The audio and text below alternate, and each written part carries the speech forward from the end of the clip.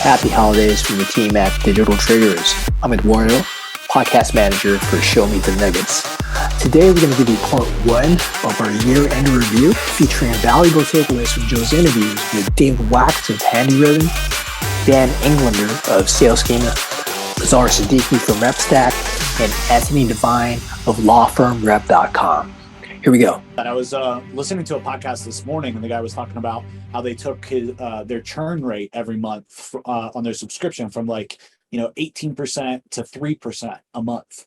And he said basically one of the big things was the thank you, and was kind of the check-ins and personalizing those check-ins so that they didn't feel automated. And I definitely think, David, that this could be a great strategy to help people with churn and to help people know that you're thinking of them and that you care about their account and your relationship, no matter what kind of business you're in. Yeah. We have clients, just to give you a few examples. One is a piano tuner. I love this example because he's only in your house once a year. Your piano stays tuned for a year. So he goes in your house, tunes your piano. A year later, he sends you a handwritten note automatically after tuning your piano. He's set up with his calendaring system to do that. A year later, when he returns to your house, that handwritten note is still sitting on the piano. So not only is it open, not only is it read, but it is put on display in what, when I was growing up as a kid, my parents called the fancy room, the room that you're not allowed to eat in, and maybe there's plastic on the couch or whatever, but it's the fanciest room in the house, their most prized room. And then the note is on your most prized possession in that prized room for a year. And every time you go and use your lovely piano, you see that note and think, gee, this guy was really nice to send me that note. I mean, think about the brand, the impression value of that. It's huge. And a lot of people say, well, what do you do in your thank you notes? Or, why do you send thank you notes? And I say it's a full stop thank you. That's a term I want to coin because everybody's looking for ROI, right? ROI. Well, thank you note should just be thank you, and you'll get the ROI later. And if you're asking for ROI, you're kind of asking the wrong question. That said, the ROI is there, such as with the piano tuner. We work with an online furniture brand that ships you furniture to put together. They have people calling into their customer support crying because they received a handwritten note. I think a lot of that has to do with COVID and the impact of isolation and loneliness. But sure, I don't think you can overstate the value of a handwritten note. It just has so much impact these days and really sets you apart from the 140 emails the average person receives a day in an office, and they spend 24% of their time just managing their email. Sending a handwritten note avoids all that and really gets to their heart. Yeah, I love that. I mean, think about an easy way to stand out, right? Standing out should get you an ROI, in my point of view. And then long term, you're right. Like the piano tuner, if just once a year he sent a follow-up card, hey, I haven't heard from you yet. It's about time to get your piano tuned again. I mean, how could you not get an ROI on that $3.75 mail piece? Right? Exactly. Yeah. And people spend, what's your cost per client acquisition? If we're talking digital, everybody only talks digital these days. So what's your cost per acquisition? It's the cost per click plus the the conversion rate per click gets you times the conversion rate per click or whatever gets you your cost per acquisition. Well, isn't it cheaper to retain your existing clients? And I guarantee you $3.25 is way less than a cost per acquisition. So, we have automotive dealers that used to send out printed letters and then switched to handwritten letters. And those handwritten letters generate 23 times the response rate as printed letters, 23 times. No, 100% agree. I think a lot of agencies, a lot of businesses act tone deaf in the marketplace though, right? It's super sophisticated and they're leading with a message that's very elementary. And then they're wondering why, their marketing message didn't work when it worked 2 or 3 years ago. So love that. Yeah. Tell us more about kind of this relationship-based prospecting, I think is what you called it, right? Yeah. Relationship sales at scale is what we're trying to trademark right now, or in the process of. And And basically it's the idea that it's like, okay, the goal is to just de-risk that first conversation, by any means necessary. Get on the same page about who we're going after and de-risk that first conversation. So then the question becomes, how do you do that best? And what I think a lot of people are doing is sending people information, sending case studies and that kind of thing, which doesn't really work so well anymore. Or they're doing kind of this like uncompelling personalization, right? Where it's like, I saw you tweeted this, I read in the news you're doing that. And if you think about it, that's not really emotional. It's easy to ignore that kind of email. So, so our hypothesis and what we've experienced as well is that, relationships are really kind of this timeless thing, for better or worse. There's a lot of like positive and negative connotations to this idea of tribe, but it is really compelling, and it makes that outreach way harder to ignore. And you're not trying to get everybody to say yes right away, but a much higher percentage will. And even the people that aren't ready to talk are going to have trouble ignoring an email that indicates that you're within their circles, right? Within your their circles of influence. So that's what that kind of does. To get more academic, and then I'll actually get to what we're doing tangibly. There's this idea of Dunbar's number, right? Which is like, we have these circles of influence. We have our family or friends, 5 people. And then it tends to go out by thirds past there. And Dunbar's number itself is about 150 acquaintances. So our whole feeling is that, well, what if it keeps going out by thirds? What if there's another, several hundred people that don't know you, but would be willing to talk to you because of a strong personal and or business commonality you have with them. So for example, like a very common campaign that we do for clients is we say, okay, we're going after this list of whatever thousands of specific companies that you really want to do business with, your dream accounts. You have this great Rolodex over here because you've been building up your business from referrals. Well, what about everyone they know, that knows somebody within these accounts? So the problem is, up until now, we've all just kind of had to happen into those referrals sporadically, but there's technology and tools to actually like go after them more deliberately. So one thing we do is we say, okay, export your contacts, tell us everyone you'd feel comfortable connecting with who you know already in order to get introduced. And for some people, it's 20 people, for others, it's hundreds, whatever. People that you actually know, not like your fake connections on LinkedIn you've never met or whatever. We all have those, right? From there, what we're able to do is map those people's connections into those senior roles and those ideal counts. And then we do a campaign that might last a few weeks that says, hey, Bob, hope you've been well. I noticed you're connected to these like specific people. Can we get on the phone real quick? I was wondering if you might help me out. I'm working on some business development initiatives here. And, not everybody says yes, but a very high percentage, maybe like 20 to 50% will say, yeah, I can help you out if you're specific enough about it. So it does take some work, it does take some hustle, but it's a much more deliberate way to get introduced, and just you come in with a very high degree of trust at that point. So it's one of the best things we know. So that's an example of one thing we're up to. That's beautiful. I love it. Coming in as a referral and almost kind of a programmatic referral kind of approach is brilliant. I love that. Almost coming in on their endorsement. Yeah, exactly. And just doing it, doing it more deliberately. So what we love about it is like, and we were part of the problem, so I'll take some ownership. How many times have you heard like referrals don't work? Referrals aren't enough, and they're not enough alone if you're just sort of being in reactive mode about them. But at the same time, there's this sort of like old school meets new school, timeless stuff with the new stuff that I think is really, really cool about this approach. Yeah. That's really interesting. Yeah, we have a marketing campaign that we've helped a lot of agencies run that's really similar, that I think you might like or get value from, or might have another idea from, or say, yeah, we do something similar. Let's say that we're working with a marketing agency that works with, let's say, AC repair companies, right? We call up the supplier, right? And we ask them for referrals, right? And we just say, we know you're not in the business of doing AC repair, but we really need to find 2 or 3 contractors in this area that can take care of customers, yada, yada. And we just need somebody that we can trust and that we can count on. Who would you recommend? So we can cold call, get that person on the phone, get 3 or 4 referrals, and like 9 times out of 10 with that person's information, get through the gatekeeper and book an appointment. So I can see how this would work really, really well.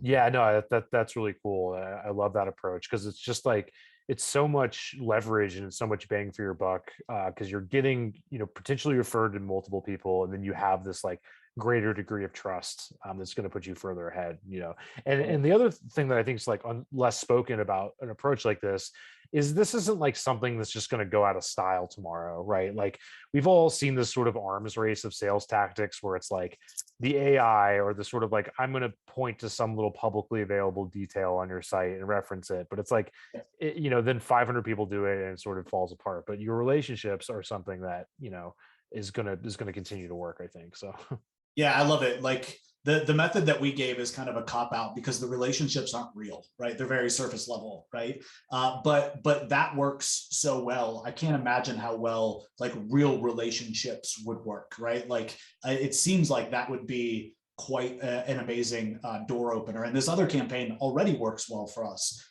So yeah, in the digital marketing world for 10 plus years, you start investing in coaching and outside help and masterminds and self-help.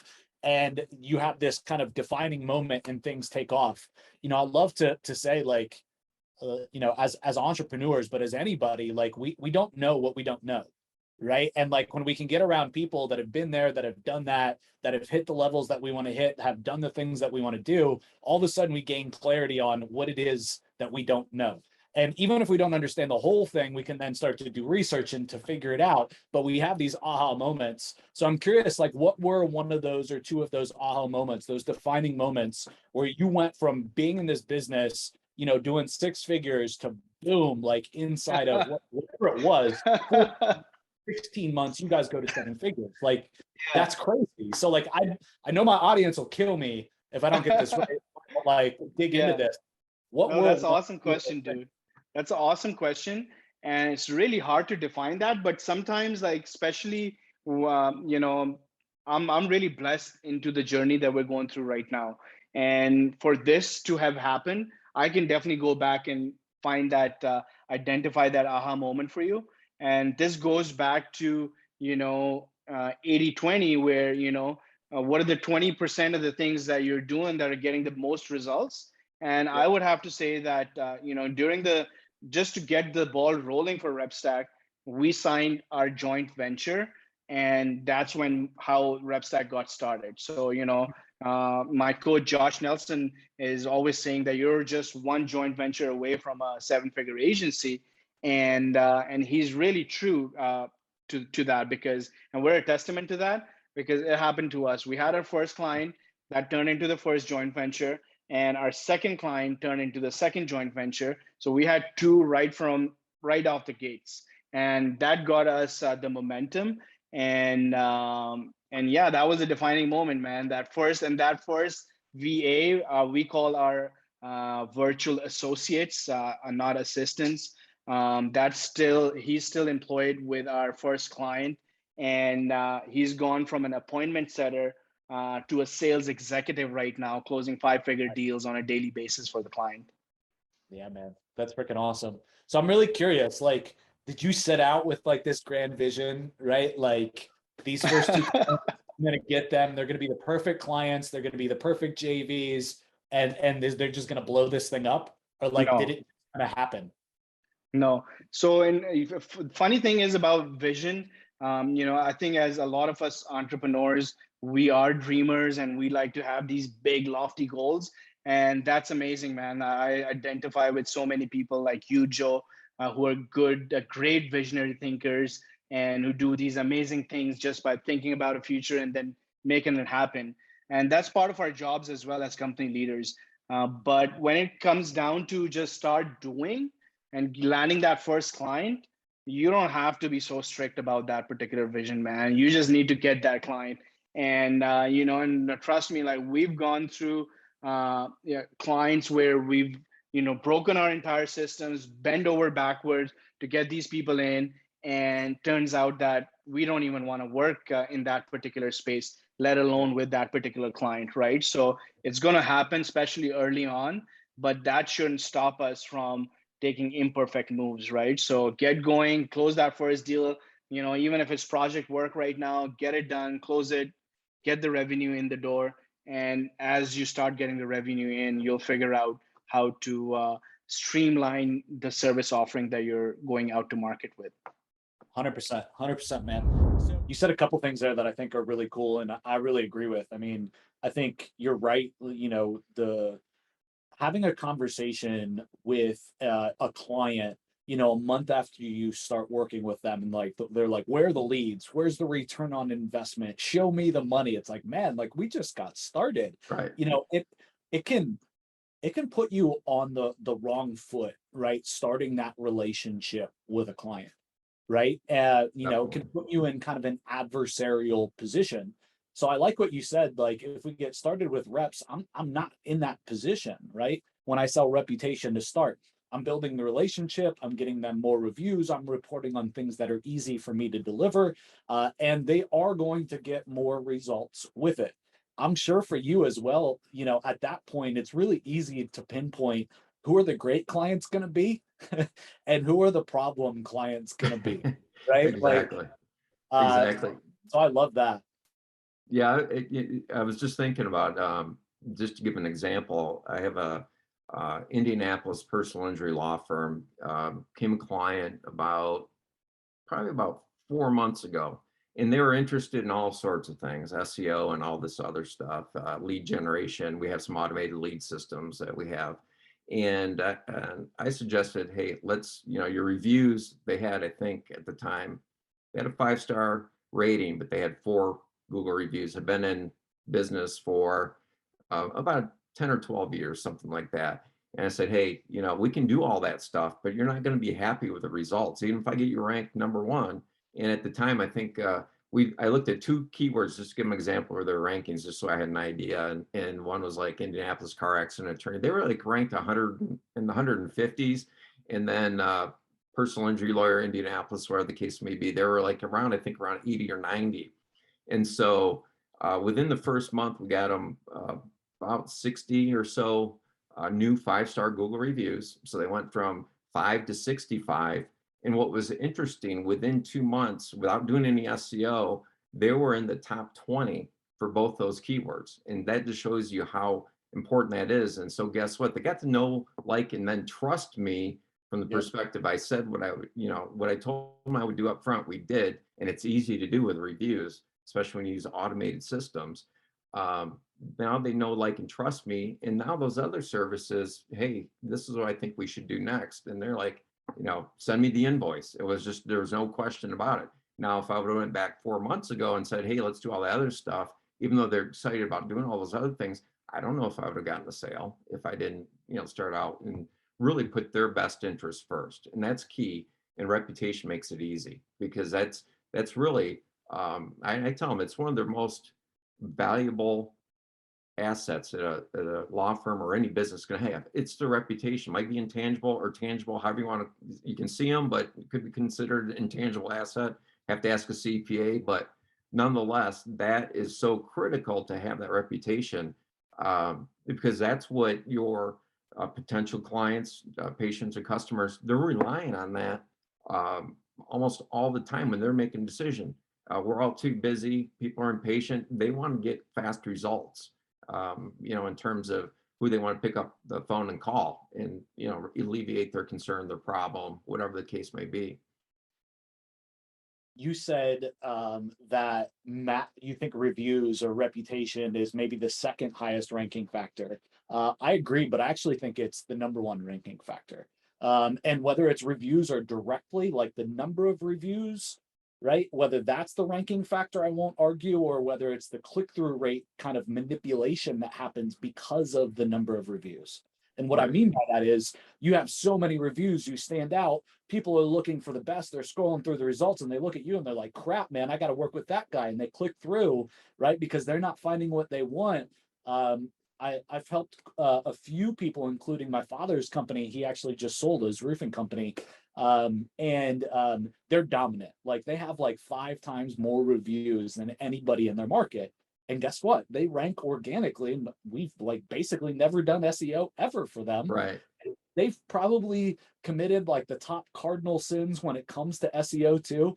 They've changed their website so many times, changed all the redirects, their title tags. Like, I mean, like, they've made a lot of mistakes, Right. and still consistently rank in the 3-pack for most of their keywords without doing any SEO.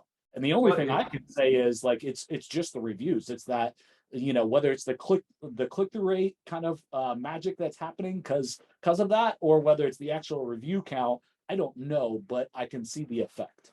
It does really make sense, though, if you really think about it from a common sense perspective, because who's better to tell you? Is Google better to tell you because somebody manipulated through SEO to get ranked, or what actual customers have said about a business? And especially when you have 5 times as many others, I think hands down that's the most important factor.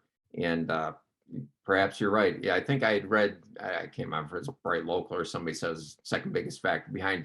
I'm thinking of they had the Google business profiles #1, but that's again everybody's opinion. Nobody knows for sure, and you probably are right. Just from what I said from my Indianapolis personal injury law firm client, how I saw just by us getting a batch of reviews and continuing now to continue to grow their Google review profile for them, I expect it to go up, and maybe, hey, we don't have to do any SEO, so maybe I'll end up losing some money on that ground. That's okay, because we're doing some other things for them too, so can't complain.